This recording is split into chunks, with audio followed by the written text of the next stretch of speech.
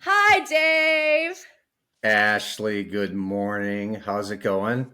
It's going. It's another Yeah, day in the deep south, high of 9,500 degrees. there you go. Well, you've chosen that, so you can only blame yourself for that. Right. I use my decision focused worksheet to choose that.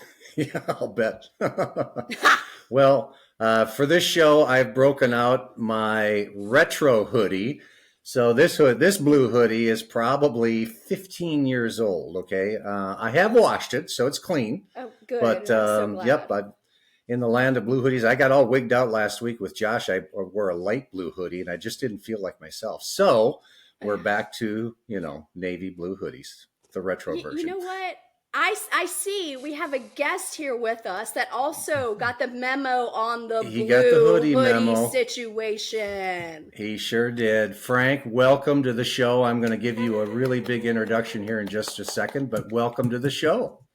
Thank you. It's a pleasure. It's a pleasure to join you. And I was just told to wear the uniform. Just wear the uniform. Yes, yes.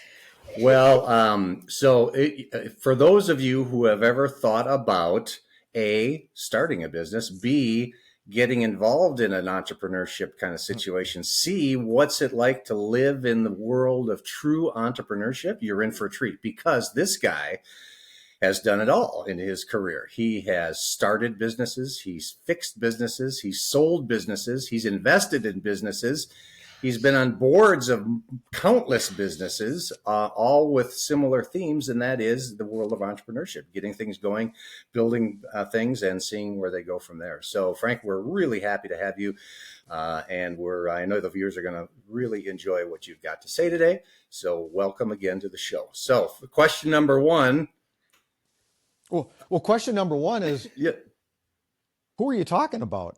yeah. I want to hear this podcast of this guy you're interviewing. He sounded really good. I don't, that can't be me. I know that. That sounds, that Did we sounds get the far right too Frank? extensive. Yeah. I want to get to You know know, this guy. So I'm looking forward to this next podcast. I was tired just hearing that description. I'm like, that guy has done a lot of jobs and lived many, many lifetimes. He's He probably just has. napping now. Is he He's retired yet? just Because I'm Uh, exhausted. Holy Yep. moly. For the yep. record, our friend's name is Frank Capan, but it's pronounced Sapin. It's spelled Capan. And Frank joins us from what part of the world are you in today, Frank? North Oaks, Minnesota, Midwestern part of the North United Oaksman. States. I Beautiful. love that you have Yes. to say today, Dave, because Today. Frank Yeah. likes to get around. He likes to get He around a likes lot, I hear. he likes to get around. Yeah. So we're just gonna let the conversation go where it goes. Frank, you know that this podcast is all about decision making. It's all about relationship management. It's all about leading in different environments. And we've heard from our previous two guests, Tim, who represented the corporate environment, and Josh, who represents the nonprofit environment. Now we're inviting you to represent the world of entrepreneurship. So tell me, we're going to go way, way back now. You as a Ute, you growing up, do you remember, was there a first time where you had this spark like, I want to start businesses. I want to be involved in getting, stuff going and building and being an entrepreneur. Was there one moment or how did that all happen? Well, it's a great question. I would say I don't think there was any distinct moment. I grew up in a family where my dad was a business owner. He was a contractor and a builder. And then my brother's 10 years older. He went out on his own, became a carpenter, and then began his own construction company. So I was pretty familiar with people who own their own businesses, fund their own businesses. And then I just coincidentally had a number of friends whose parents had their own business. So I'd always kind of been around that. I was a lot less familiar with corporate world employees or people Mm-hmm. who have jobs per se. So I was always around that. So it was Jobs. very, yeah, your job. I think a buddy of mine in Arizona sums it up well. As a youngster, when you get a job to learn and you get a business to earn. And I thought that was kind of an interesting way to say it. I was always around it, so it was kind of natural to just gravitate towards owning something and being ultimately responsible and accountable for your actions as the owner and the person handling, the direction of the business. Frank, with your family being into builders and homes, was that something that you had to do in your summers? Were you out there like doing slave labor, so to speak? Yeah. Yeah. And, that's probably where I realized that area probably wasn't meant for me. I was the guy who somehow could nail my foot to a board and staple, you know, the guy, you see like in comedic videos, maybe like National Lampoon's Vacation when a guy's, stapling, Chevy Chase is stapling himself to the roof while he's putting up Christmas lights. That was Yes. me, working on the construction site. So my mom kept saying, Frankie, I don't think you're meant for the construction site. I said, well, Dad keeps taking me out there. So I don't know. Maybe they had a scam. I was the youngest. They say I was planned, but I don't know. Maybe she was trying to save me. He was trying to get rid of me. But I kept going to the site. And yeah, we worked. You just took it for granted. You worked, right? It was Yeah. labor, carrying a lot of materials, moving a lot of materials, lifting, sweeping, cleaning, and being in Minnesota, a lot of weather to deal with. So, and I'd work in during Christmas vacation. I'd often work at the job site, and that was very unpleasant when it's 12 below. So Mhm. yeah, I knew it wasn't for me long term. Yeah, you were gifted in other areas, not hand-eye physical work coordination, right? so, so what was the first business that you kind of said, okay, let's go, let's try this out and see what happens? I had a good buddy. His name's Mike Roth. We grew up together, and he was an exceptional athlete, actually, All-American in football, All-American in hockey, graduated from a very historically successful hockey school here in Minnesota called Hill Murray, and then went out to University of New Hampshire, played hockey. And his family was very business oriented. In fact, they had quite a track record of generations of fantastic business leaders. That's an interesting story in and of itself, far interesting than my story. And Mike and I would dabble in things in high school, just different things. We'd find things you could buy and sell, right? And in middle school, we found a place, there was a bakery nearby where you could buy donuts, a dozen for a buck, a dozen for $1. We'd take them back to the school and sell them for a quarter a piece. By the time the first bell rang, you could sell them for a buck a piece, and and Wow.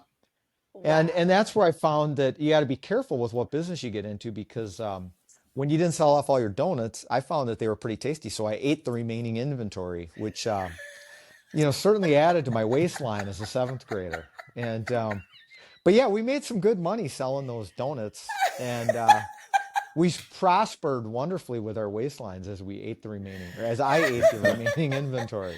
You But got fluffier. You got fluffier, Frank. It's yes, okay. yes, yeah. So we just kind of always, Mike and I, and then just certain others I came in contact with. Yeah, I was looking for ways to make money because you got to pay for your own stuff. You got to pay for your own use of your own vehicle, your activities, what have you. So we ultimately would get through school. I went through 2 years of school. I finished at a business college. Mike was at a 4-year college playing hockey, but his dad was unbelievable. I mean, to this day, he's really what changed my life. Mike and his dad, Ron. He afforded us the opportunity to get started in business and be an entrepreneur. He really actually funded the first business. We were in outdoor advertising. We had these searchlights you would see, say, at Hollywood events, these rotating lights where there's 4 lights in the sky, or at grand Mhm. openings, special events, things like that. We got into that business in the mid to late 80s and had a franchise territory. And I will tell you that that's kind of where we learned a lot of what not to do because Mike's dad blessed us with the opportunity to give us a long runway and a long Yeah. leash. We didn't own the business, his dad owned the business, but we were probably the most successful at burning through someone else's money at a young age, and that led to some really hard lessons. And I could take you through all that, but really it was about kind of a 5 or 6 year roller coaster. We kind of rode it up and then rode it back down. In the early 90s, we had that first Gulf War going on, so people weren't spending money on this type of Hmm. products, renting it. But at the same time, we had to kind of resurrect things. We had to bring in some cash, but casinos were opening.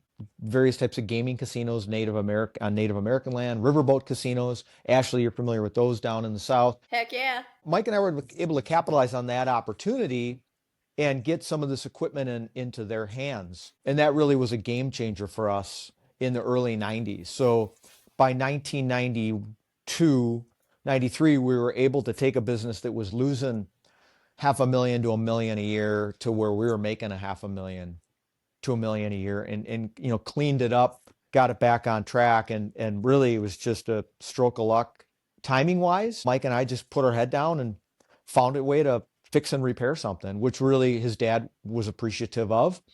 Although I'm not sure he entirely believed in us. I think he still thought we were a couple of knuckleheads. Because along the way, we stumbled upon a concept at a trade show, which was a low-cost ATM, something you would traditionally think of as a banking service. You had Tim on, who had a banking background, and he talked about even understanding ATMs. And that was something that we really started investigating in earnest in 1992. And by the end of 1993, we were actually ready to kind of punt on the opportunity.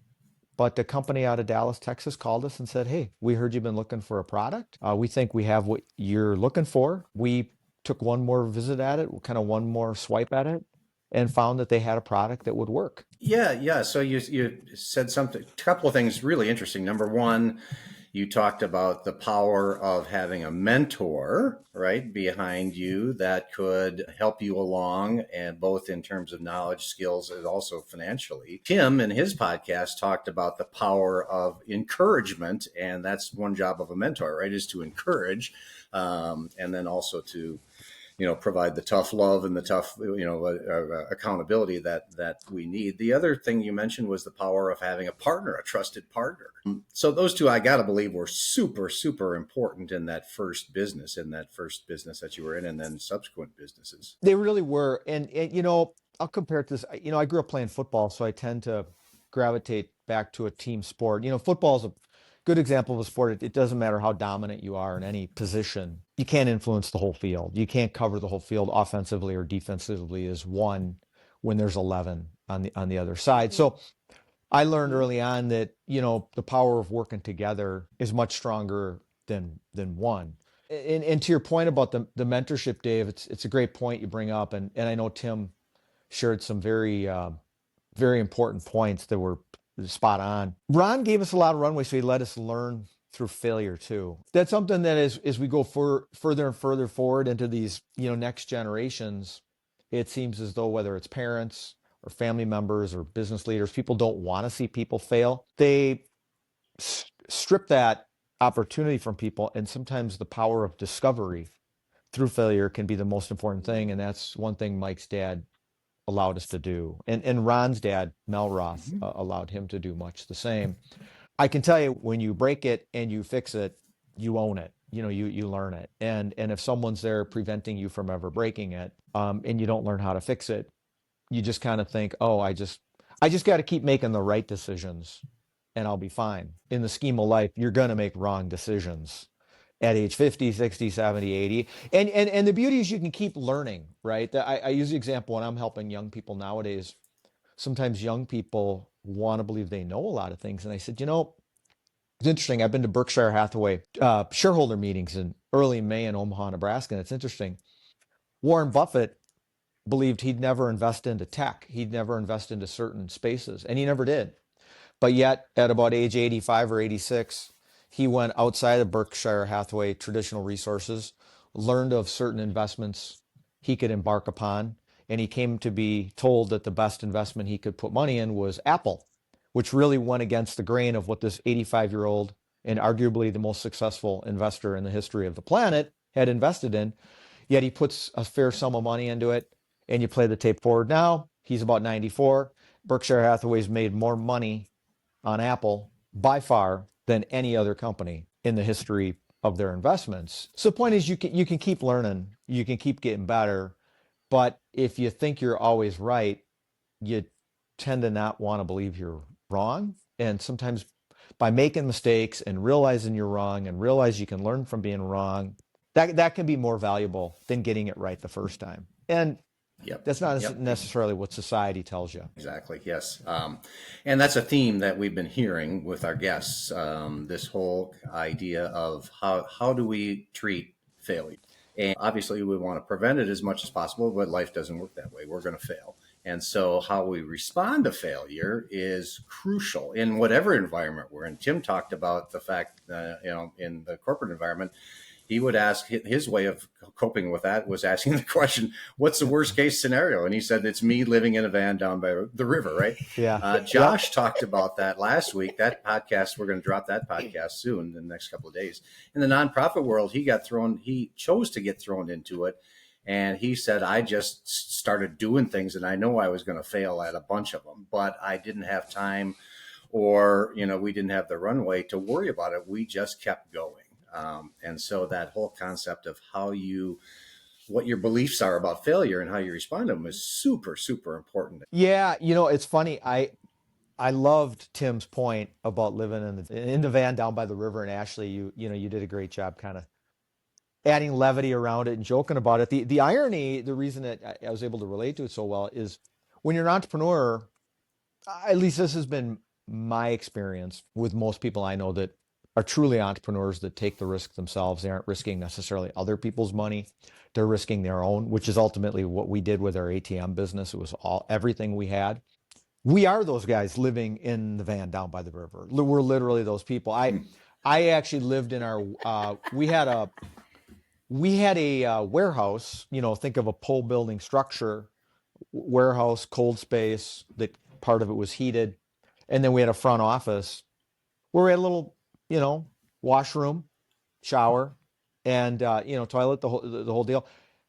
When times got tough, I actually got rid of my place. That's where I lived. I put my couch in my office, and I slept at our warehouse for 6 months, and that was my home base. I, had a bathroom that I could clean up in the morning. The great thing, the commute was fantastic. I mean,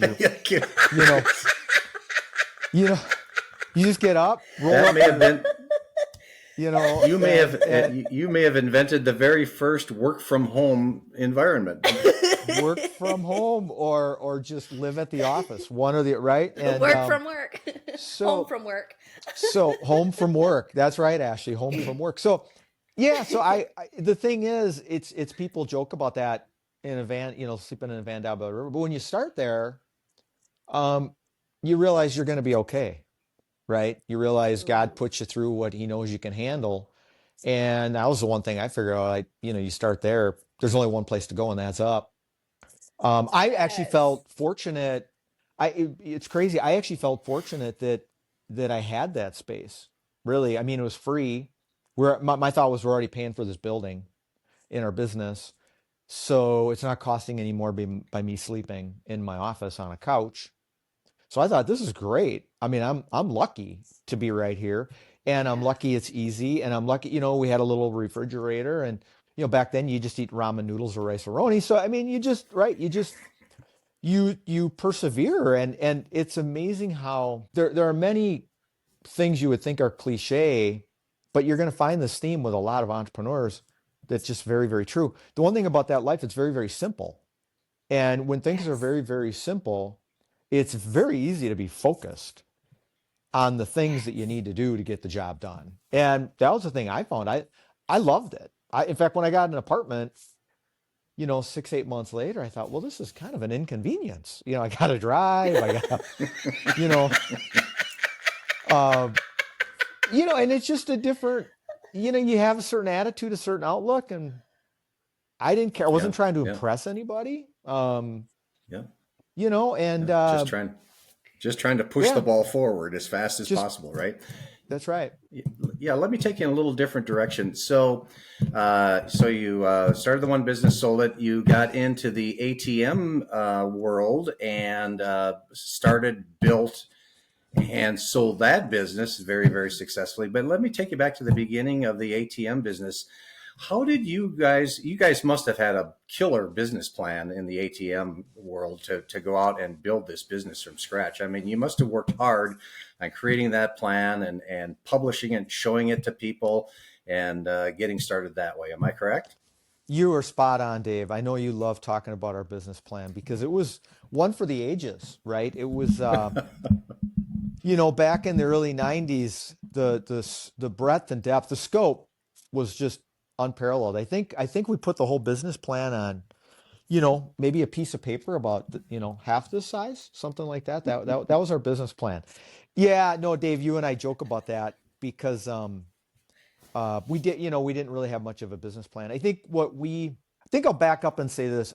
I think what I learned early on from Ron Roth, my partner's dad, and ultimately my partner today, when you're in a business, when you're an entrepreneur and you're in a business on your own, so to speak, or with a partner, nobody's writing the checks. You write the checks. So it's your money. It's just that simple. So, and I always tell people there's a big difference between when your name is in the lower right-hand corner of a check versus when your name is in the middle of the check.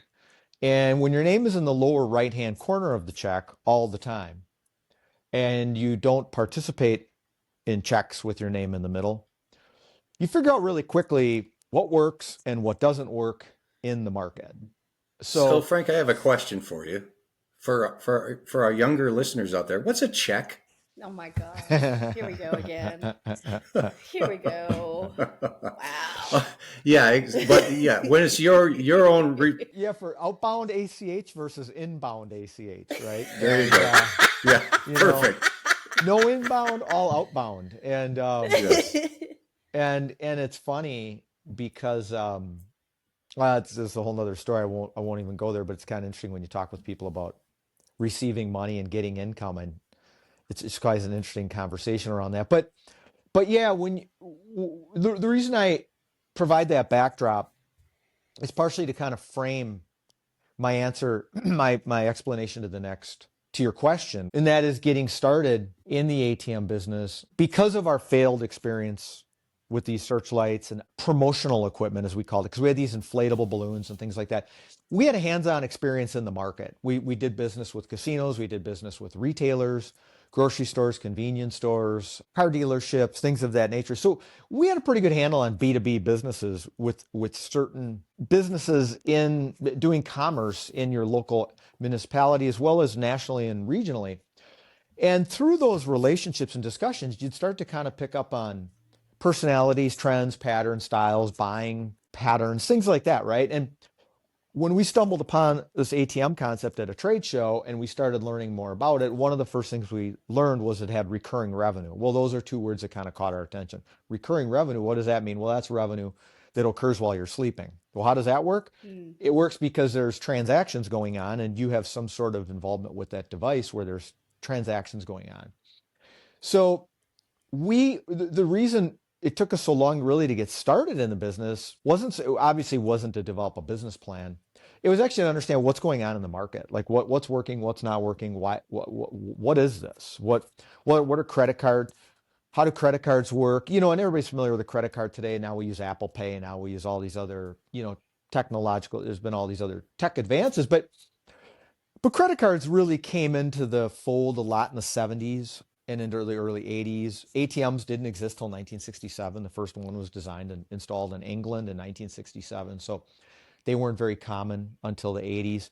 So here it's early 90s, and we just did a lot of research. And back then, obviously, we didn't have computers with Google on them. We didn't have things like that. So it was libraries, it was traveling, it was really learning a lot through other humans. So we would find humans through other humans that knew a lot, that taught us a lot about this space, and we figured out what goes on in the marketplace. What will people buy? What will people not buy? And once again, it's back to when you're writing the checks and you're not getting any checks, it's all outflow. You're going to get very, very granular at figuring out what will people pay for versus what will they not pay for, because you're going to invest your capital in, and in Mike Roth, in my case, it was every dollar we had, everything we had went into figuring this out for this ATM business. And then we took the big step and got into it in early 1994. But we knew pretty much exactly what to do to get started. And through our business failures, we knew a lot of what not to do, and things to avoid. And then we really got started, just kind of one at a time. And under promise, over deliver, take care of that customer. So I've known Frank for many, many years. And one of the things I learned from early on was this whole concept of how do you introduce a new product, a new service, a new idea, a new concept, a new model into the marketplace. And so in the corporate world, they'd say, well, get a team together, do the research, come up with a plan, present that plan, get the people to buy into that plan, get those people to sell it to their superiors to buy into the plan. And then eventually you launch, and you get all this buildup and you launch. Well, in Frank's world, in the entrepreneurship world, no one's got time or money or patience for that, and the market may fly right by while you're doing all that work. So, Frank, your approach was much more simplistic. Try it, see what happens, right? It was. We always believed it was a big advantage not having that hierarchy or that Yeah. the weight. And in our business, we believed we competed against banks, and we really didn't compete against banks. Banks just used ATMs as a service. It was a convenience. They actually set the platform up beautifully for companies like ours because they gave you that little piece of plastic, that debit card or that credit card. They gave you the plastic, taught you how to use it, and then they put just enough devices out there for you to be able to go use it and get cash. So in our minds, we thought, okay, they teed us up. We got to get these into more locations. And the banks do not have an attractive model for retailers. And part of it was because of comms. Back then, the way ATMs worked was on a data line, which is a very expensive phone line. That started changing in the 90s to just a dial-up phone line. Equipment began to change. We did something that was very innovative and uncommon. Everybody thinks of ATMs and they think of big vaults with cash, trucks, big armored trucks pulling up, and that's really how they worked. We taught the retailer how to load their own cash into the ATM because a lot of these ATMs only went through $500, $1,000 a day, and most retailers are handling far more cash than that every day in their own environment. So we taught them how to just put cash from their cash register right into the ATM. So we took more of an educational approach to the whole business model. So everything we did, to your point, Dave, we'd go out to the market and we would communicate with our prospects or our customers in a very educative way and in a very informative way. But then we invited their feedback and their input because we wanted to better understand what will they embrace, what will they do, what's their willingness of participation. And then we could explain to them the financial opportunity for them if they participated more. And so it was a very collaborative discussion. And that's kind of how we handled a lot of things. We're very collaborative with our vendors, customers, and employees. You kind of found what was the best model for everyone. And so that's kind of how we went about it. So let me hit the fast forward button. So you start this business with two. When you sold the business, approximately how many folks were in the company? We started in 1994, just a couple of us. Our top guy right out of the gate, we had a guy named Mike Driscoll and Carl DeBoer, who were just unbelievable. Just to have those two was everything. And when we sold in 2001, we had about 175 employees, about Okay. 130 to 140 in the United States. And the rest were in Canada, which ironically, I just got back from Toronto last night. So I spent a fair bit of time over the weekend with our country manager up in Toronto this past weekend. So it was fun catching up, So talking about how was the business stories. different with 170 people versus two? He was everybody's daddy, Dave. Everybody's daddy. Yeah. No, let's hope not. Yeah, no, that's a great question. Obviously, when you get to 170, you've got to have a little bit of hierarchy in the business, an organizational structure. You've got to have some process.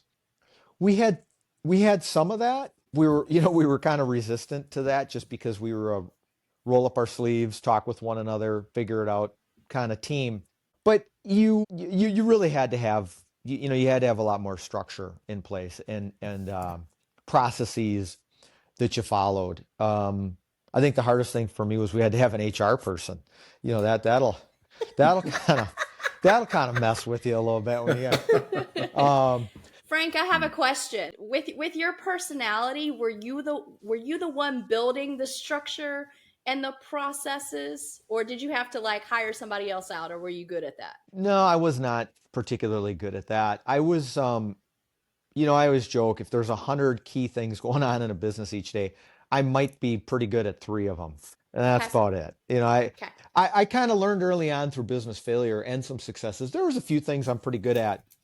And then the rest I'm not. I'm just not. And I was okay with that. It's pretty good at finding good people. And that was probably both my partner and my Mike Roth and my greatest strength, finding good people. And we were blessed and fortunate. We really found the best people. I listen to a number of podcasts, and one I enjoy listening to is called Let's Go, hosted by Jim Gray and co-hosted by Tom Brady and Bill Belichick. And Bill Belichick, Yes. Tom had on Andy Reid here at the end of the football season last year. Back to football analogies, and Andy and Bill, are humble enough to talk about. They're like, it's great because they just talked about what makes great teams. What makes great coaching, and how do you get great coaching and these great teams? And Bill and Andy both agree. You know what great coaching is? Get great players. That's how you succeed. Get great players. They're like, there's not magic in the coaching. There's not magic in the leadership. There really isn't. People want to believe there's not. Okay, get great players. You got to get great players. Because if you don't get great players, you can mentor them, you can lead them, you can inspire them, you can coach them, you can guide them all you want. And they're not a leader. They may not even be a manager. They're probably just an employee at the end of the day. And that's, I always kind of separate. There's employees, there's managers, and there's leaders. And we were able to find people that could come in and work initially as though they were like an employee. They could roll up their sleeves and work. They could then manage people, but they could also lead. They could put together processes. They could hold teams accountable. They could work with the people, and they didn't work with their staff members as though they were their boss. They worked with their staff members as though they were in the trenches with them. And those were the type of leaders we like to have. So little different approach than a lot of people are probably used to, but I just believe in what Bill Belichick and Andy Reid would tell you. If you want to win, it ain't about great coaching. It's great coaching will tell you, what they do as great coaches? Stay out of the way of the great players. Yes. And they just try not to lose the game.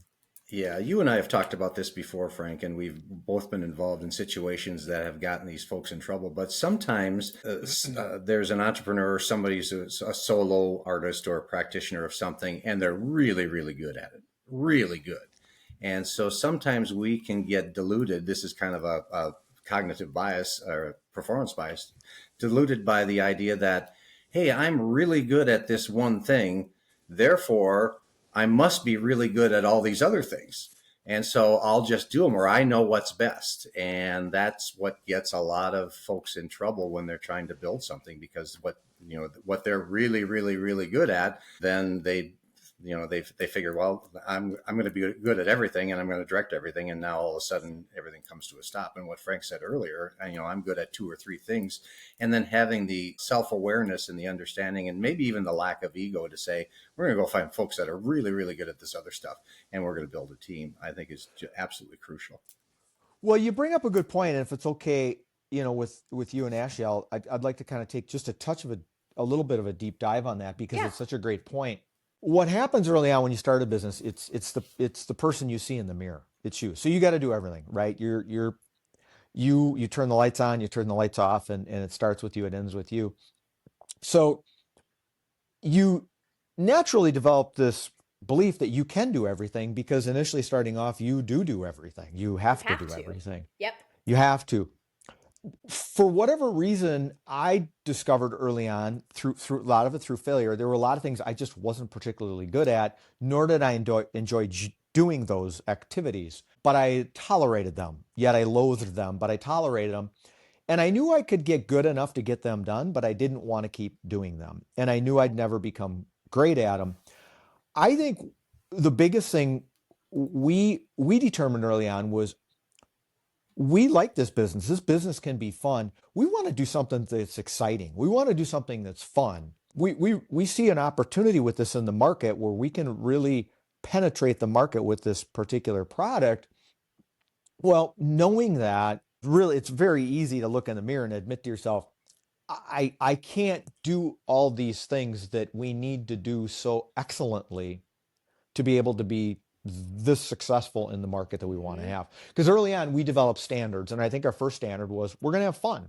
We're going to have fun doing this, but we're going to do it right And I just kept saying, I don't care how big we get. I just want to be the best. I really want to be the best. And that didn't mean being perfect. It meant being very efficient and effective and being able to have this cadence where we kept moving, keep Yes. moving, keep learning, keep growing, keep pivoting. And I always say in life, those who adapt best win. And when people say win at what? Win at everything. You got to be able to adapt. Changing environments, changing landscape, changing weather. It could be changing anything, right? It's just stuff changes. Things are changing right now because of AI. There's a lot of businesses changing now, just like people changed in the early 2000s after the internet became so prevalent. So carrying that theme, I felt early on it was really important to get people who shared our vision and our passion to be great. And so when people would come into the business and they'd say, well, Frank, you're hiring someone, but you really didn't give me a job description. And I'm like, I can't give you a job description. I can kind of tell you what we need to get done. I can tell you where we're going, and I can tell you where our holes are. And you got to tell me, can you help fill these gaps? Because that's what I need to know. And so this whole thing about job description, I always felt was so isolating. Because if you hired people for a job and a position, they would automatically say, well, you hired me to do this, but yet you got me doing these 6 other things. Yeah. And in a rapidly growing business where the landscape's changing and you're growing quickly and you've got a lot of people and personalities, it wasn't always easy to find the right people. That's why I always felt like that was the skill that both Mike Roth and I had. We'd find these people for whatever. I mean, God just gave them to us for some crazy reason. We'd find these special people, and they really were. I always call them VSPs, very special persons. We had these very special persons that could step in, fill roles, and really help us get to the next level. And the most important thing they brought to the table was attitude.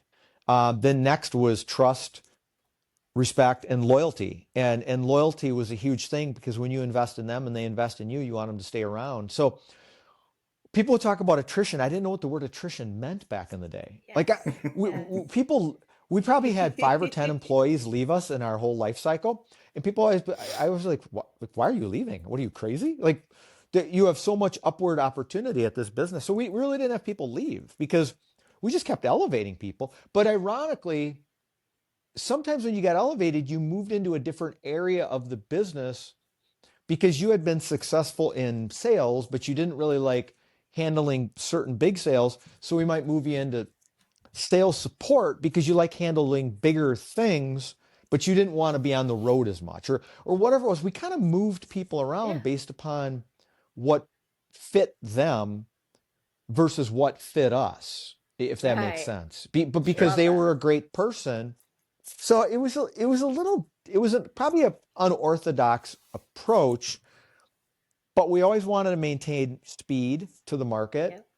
We always wanted to maintain this team of people that were so fantastic, and we wanted to keep kind of the vibrant buzz and culture alive in the business, and keep growing. I mean, to give you an idea, our revenues went 1 million, 3 million, 13 million, 33 million. Those were our first 4 years. So it kind of gives you an idea. Year 1, 94, a million.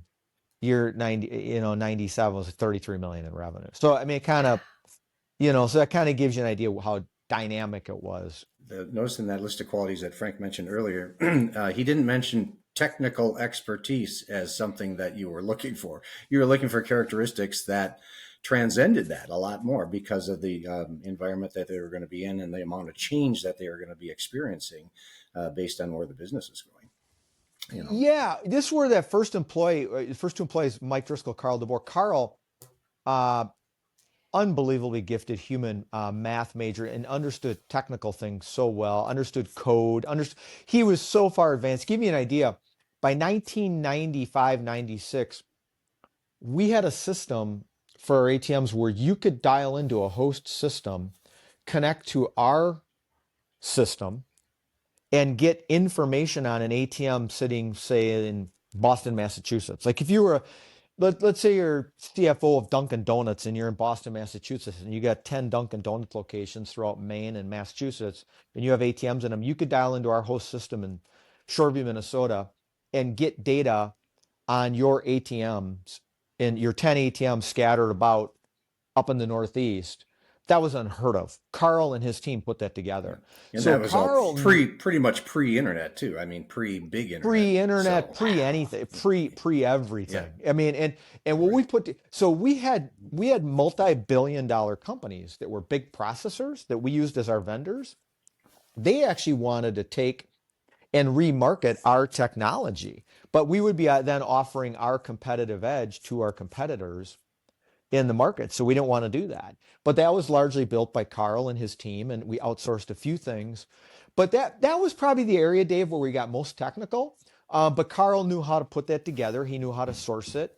Sure. He knew what to do. And but then other than that, it was really our service techs were stamping in ATMs, putting them in the ground, delivering, installing, making sure comms are correct and things like that. But the rest was, yeah, to your point, it was really about people who brought an attitude.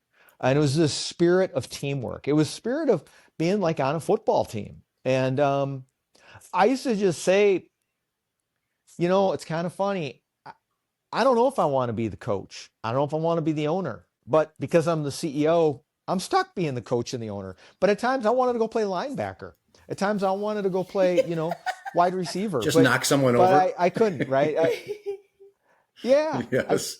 I kind Yeah. of wanted to go do some different things, but we had great people, and it was kind of interesting. So, for the listeners out there, there's some themes emerging from Frank's experience so far, and I'm going to ask you a couple more questions as we start to wrap up here in a little while. But after the ATM business, you've been involved in countless other businesses, either helping to fix them, helping to get them going from startup to the next phase, helping to sell a couple of them. You've been on boards and so forth. So you've seen a lot of the entrepreneurship world. In fact, you could have just, taken your dollars and cents and stuffed them in your mattress in 2001 when you sold the business and lived happily ever after. Why didn't you? Why did you keep going?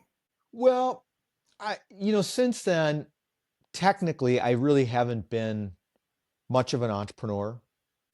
I became more of an investor in some entrepreneurial opportunities. One of the things that came along coincidentally, right after we sold our business, my business partner, Mike Roth, was exposed to some guys in central Minnesota that were inspired to put together a private equity fund, which had a really uncommon and unusual approach to private equity.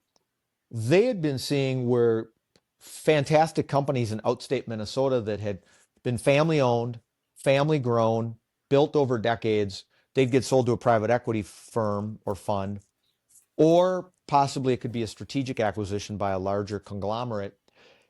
And they'd pull the businesses out of Minnesota and then shut down everything that was existing in Minnesota. So hundreds of people would lose their jobs. And you'd lose this commerce and employment in certain areas. So these guys said, we want to start a private equity fund that actually invests in existing businesses in Minnesota, in rural Minnesota, where they're great stories, they're great businesses, and they have wonderful platforms where they can continue to grow and build on decades of momentum. Maybe not decades, but certainly years, several of them decades.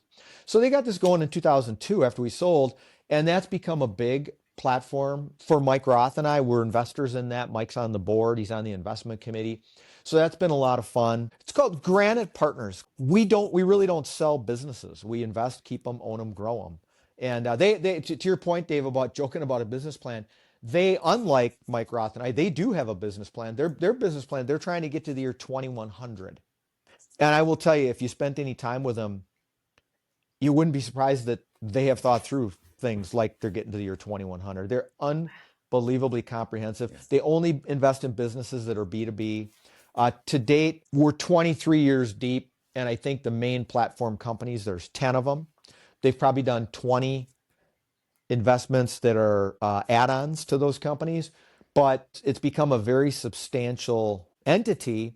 It's very exciting. There were 12 founding families, multi-generational, and it's been a really special opportunity. So that's been something we're involved with. We've had some other investments. I've dabbled in a couple of entrepreneurial opportunities. I would say I found a common theme in some of the entrepreneurial opportunities that I've invested in. Many times there are folks that go about it a little different than Mike and I did.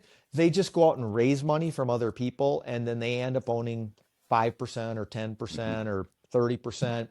And really, they're kind of risking a lot of other people's money.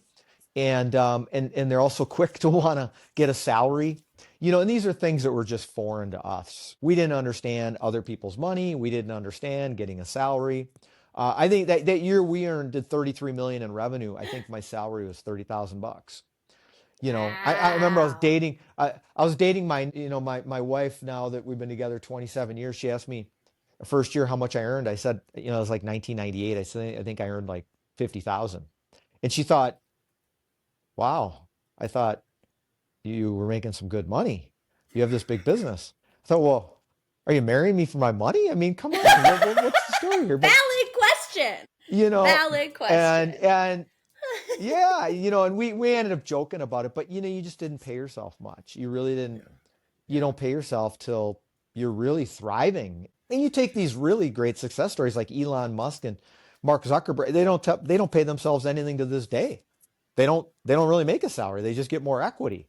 You know, Yeah. they Yeah. and so it's just a little different approach, and the entrepreneurs we've backed haven't been quite like that. I don't see them sleeping in the warehouse. Not to say Mm. they're not trying, not to say Mhm. they're not, making a go of it, but it's a little bit different. Once again, when you have to keep writing the checks over and over and over, you figure out what you have to do in the Yeah. marketplace to be successful, to make money and grow. Yeah, it's amazing what clarity happens when you're in that situation, right? How you can get all the stuff that's distracting away from you to focus on the stuff that really matters. Okay, here's a statistic. Of all the businesses that start in a given year, less than 50% make it to year number 5. Okay. Almost over 2/3 of those businesses fail by year 10. So by year 10, there's less than a third of those businesses around. Why is that, Frank? From your experiences, what separates those businesses that succeed from the ground up versus those that fail? Well, obviously, there's always a lot of reasons. There's always a lot of contributing facts. But I think a lot of people who start businesses, like my mentor, like Mike Roth's dad, Ron Roth said, he goes, it's a lot easier to start a business than it is to build a business and sell a business. And it's a lot easier to write a check to get into a business than it is to get a check out of a business that you've written the check into. A lot of people tend to be pretty myopic. They're running the business how they best see fit. And the question is, how do they see it? Do they see it based upon what the entire market is telling them?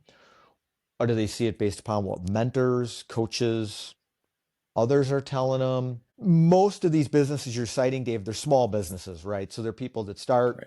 they probably, I don't know what on average they grow to revenue wise, but it's probably sub a million in revenue.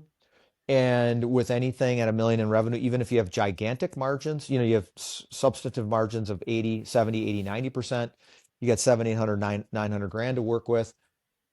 Then you still got overhead and all the other things. So many people who start businesses, it's a lifestyle. They're lifestyle businesses.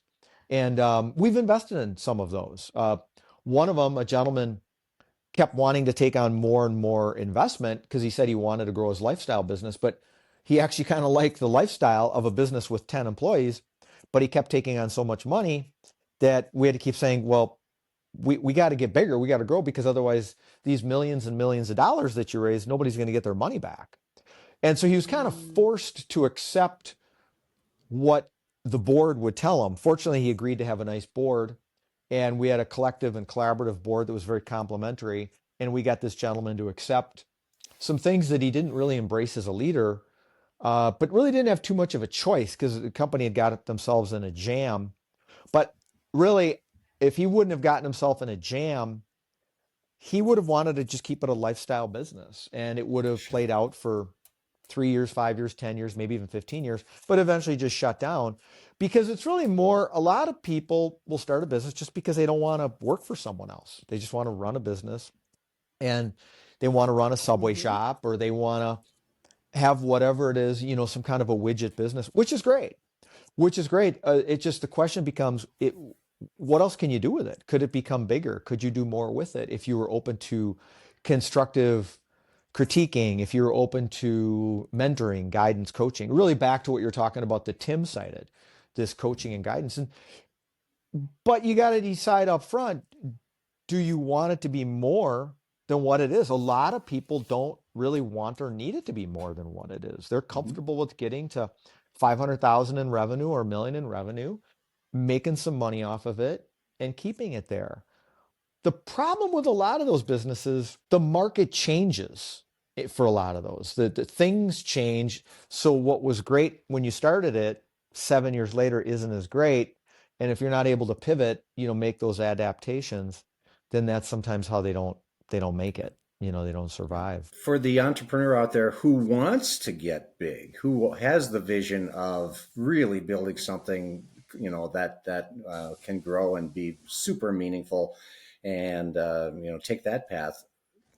Any advice for them? What would you boil it down to? Like, hey, remember this, you got to do that. Are there some musts that in your experience that you'd say, if you've got these grand visions, here's a couple of musts? Yeah, I would say you got to get the right people around you. I'm kind of plagiarize here, because like my lawyer taught me, my 80-year-old lawyer taught me years ago, those who plagiarize best win. So you plagiarize from successful people.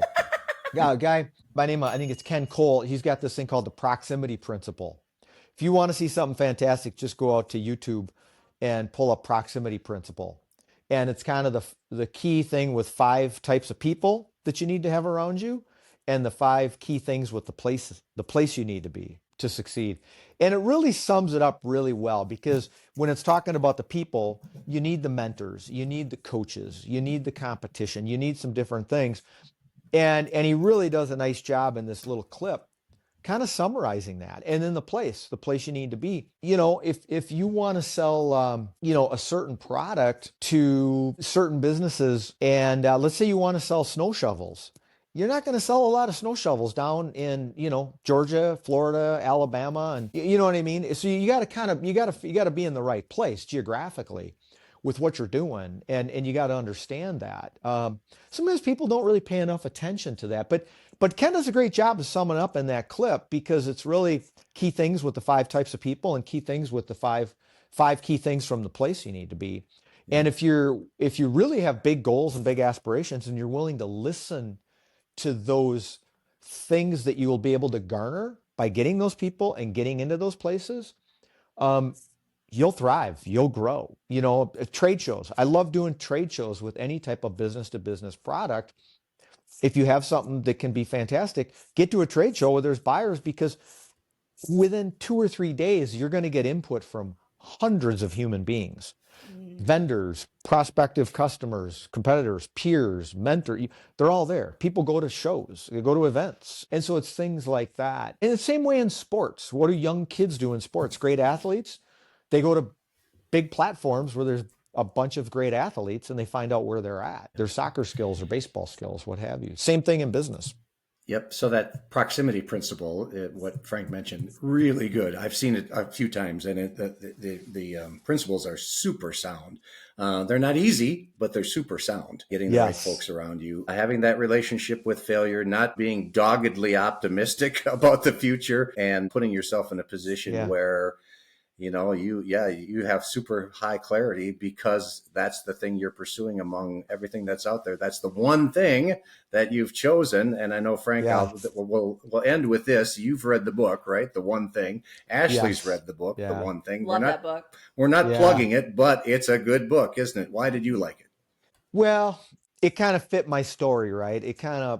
That was me. I had nothing. I'm sleeping in a warehouse, so to speak. And so you get very, very focused, you get laser focused, and you I found everything funneled me back to what's my one thing. And my one thing was, we got to get some ATM stamped in the ground, because that's how people pay us, and that's how we earn some income.